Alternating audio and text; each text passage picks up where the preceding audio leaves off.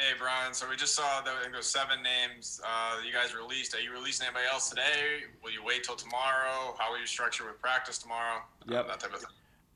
I think that'll be it for today, Dan, and then we'll do the rest tomorrow. I think we have up till 3:59. So these were the immediate guys that we talked to this morning, and then we'll have some more discussions as we go throughout the night and into tomorrow. So do you foresee practicing with whatever is 73 guys tomorrow and then making the cuts after practice? Um, Not we probably will do it before, Dan. We probably will do it before. Gotcha. Thanks. Yep. Hey, Brian, with Santoso getting waived, I presume Graham's good to go for week 1? Is not official yet, or just trending in that direction? It's trending in that direction. Yeah. Yeah, but Santo, he did a good job yesterday. Okay. Any further update on Tyrod? How did he come out of it after sleeping on that? Sore, but I think it's really what I said yesterday. He'll be okay. I think it'll take a few days here. He landed pretty hard, but he's just sore. Brian, what do you want? What do you want to accomplish this week? It's kind of an in-between week. You're going to be on the field for a couple of days with the team. I'm sure there's going to still be roster movement, but you're not really focused on the Titans yet, it sounds like. Yeah, we're going to continue to focus on our fundamentals and do things we need to do, improve as a football team, make corrections off of the tape, and compete against one another for this next week. You'll be in pads and like training camp practices, or one of the days we may be. I'm gonna revisit that with our sports science guys later this afternoon. So that was the plan, but we'll see how we ended up and where we're at with the guys before we make the final decision. And is it going to be scripted toward cleaning up the things that you saw that you think you need to work on, or it'll be a combination of both. That's what we usually do is we do a couple walkthroughs to fix the things we need to fix from whether it's the game or the previous night's practice. And then, again, the big thing is going to be about fundamentals. So tackling, fundamental drills on tackling, throwing, catching, blocking inside out, all the things that you need to be good at, particularly at the early part of the season. Thanks, Brian. Yep. Mark Canizero. Hey, Dabes, obviously every training camp there's injuries and whatnot. I'm just kind of wondering how debilitating this rash of injuries you guys have had this summer has made it for you to try to evaluate. And, obviously a lot of guys haven't been able to play in some of these games. And I'm just kind of trying to get an idea about where you feel you're at, a week, week and a half, 2 weeks away from game 1. Yeah, I mean, we've anytime the player's been out there, we've evaluated them.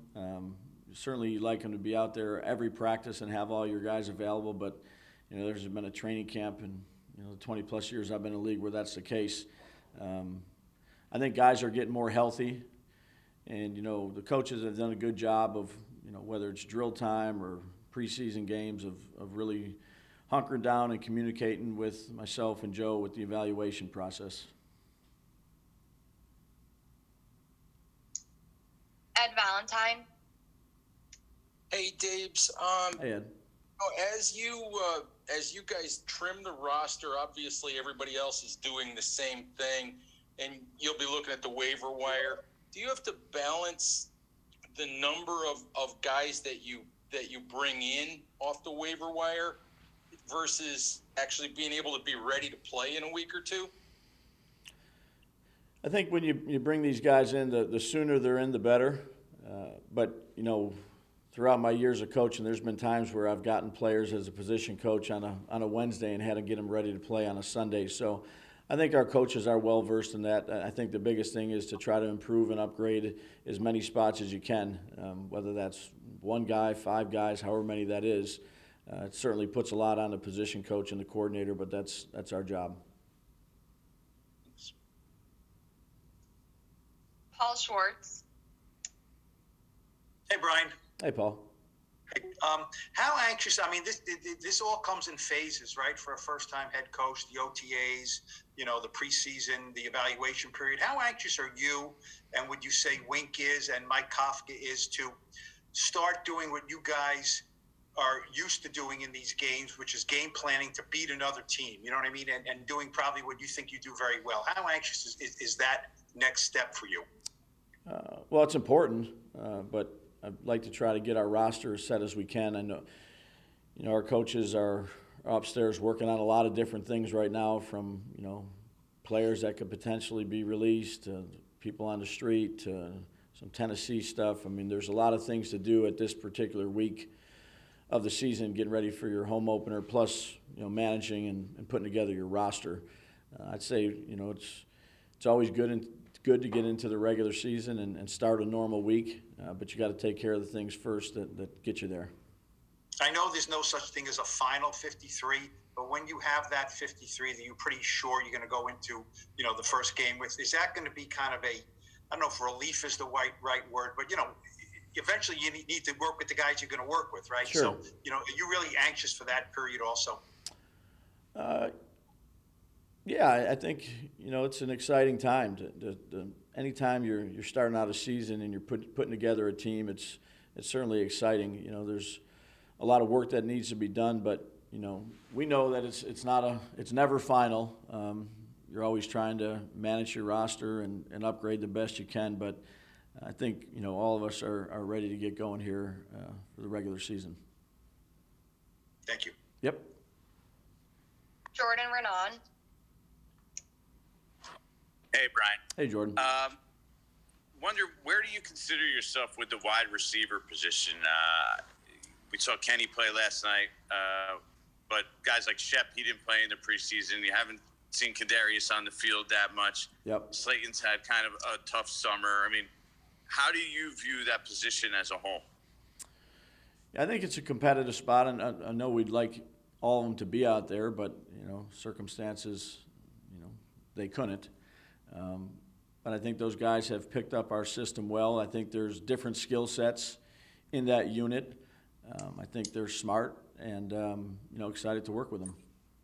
How confident are you that Kadarius is going to be ready for the season at this point? I'm hopeful. So we'll just take it one day at a time, and, he's been getting better. I think he's getting close. So, I'm hopeful. Patty Traina. Hey, Coach, can you hear me? I got you. How are you? I'm good, thanks. Good. Coach, I was just wondering, how do you balance the numbers with your roster? In other words, you have certain opponents that you got a game plan for. You want to have certain numbers probably if you're facing a run-heavy team versus a pass-happy team. Or do you just strictly go on performance? That's a really good question. I think where we're at, we're trying to find the best football players we can to keep on our roster. Could we be heavy at one spot and light in another? Sure. I think our goal right now is to just find, players that fit the mold that we're looking to bring in here. And if that's, a certain amount at one position and a little less at one position, I think that's okay.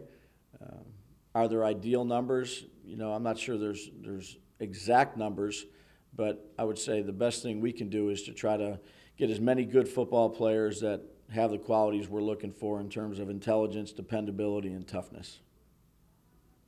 Thank you. You're welcome. Tom Rock. Brian, when you go through the cuts, you're going to say, at some point you're going to say, well, what can he do for us on special teams? Yeah. How do you view players who are primarily on special teams, not the specialists, but sure. Guys like Cam and Carter, yeah. They seem like they have more of a special teams role than they might on defense. How much do you weigh that into the decisions? I would say heavily. Guys that can contribute on four phases and that help in that area of the game are very important for our team. They're important for every team, but I'd say we place a high premium on those type of guys that really contribute in the kicking game for us.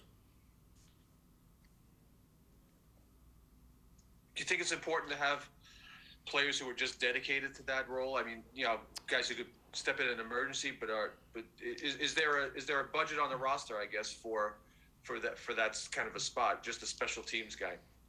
Well, I think it's when you're team building, obviously the more people can do different things, the better it off it is, because, you know, maybe you have one guy that is a backup safety that's a 4-core teams guy. Those are great guys to have. In other cases, maybe these guys are just so good in the kicking game that, you know, you can give a little bit on defense or offense because of their ability to play on fourth down for you.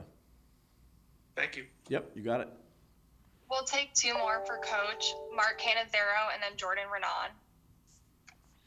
Yeah, Dave's, with regard to Daniel, what are the things that you've learned most about him this summer as you've gotten to know him, and what is your comfort level, even though you haven't had all those parts together with him, as you obviously would prefer to, now, as you get closer to the real game, real game?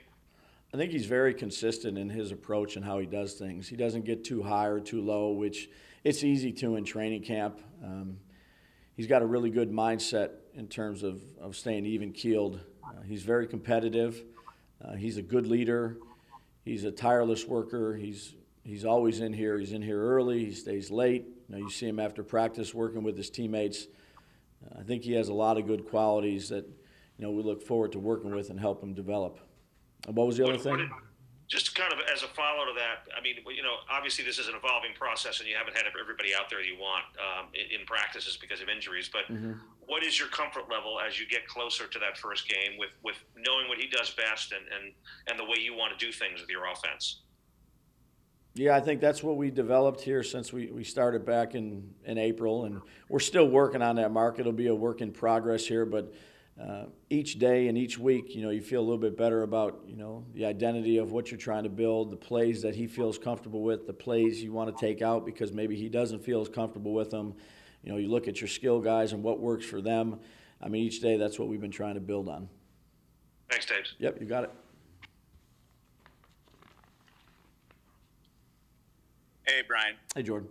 How active do you expect the team to be in the trade market and also, I guess, waiver and free agency, just like adding players that aren't on the roster now? I think that's a really good question for Joe. I'll try to answer it the best I can.